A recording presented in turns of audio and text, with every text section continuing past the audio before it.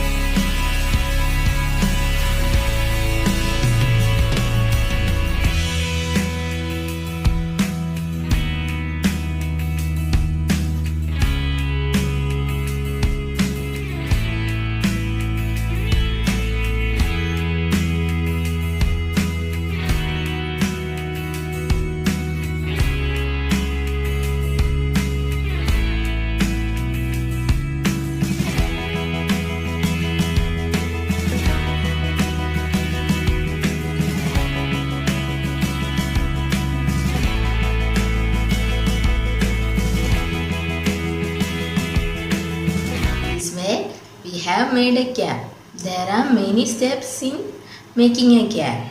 We have to be careful in each step, otherwise it don't becomes a cap. Now we saw how to make a cap. Do you know what this art is called? The art of paper folding is called origami. Okay, let's see some more examples. You people want to go for a picnic. Do you love going for picnics? Yes, I know you people love to go to picnics. Okay, let's plan a picnic to go to some amusement park. Let's see what are the steps involved here. What are the steps involved here?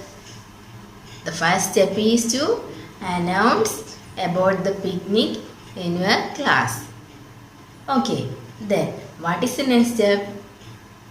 Yes, the next step is to ask about the names of the interested students. Is to book the tickets. If you are going to a park, we need to book tickets. Last step is the most interesting thing.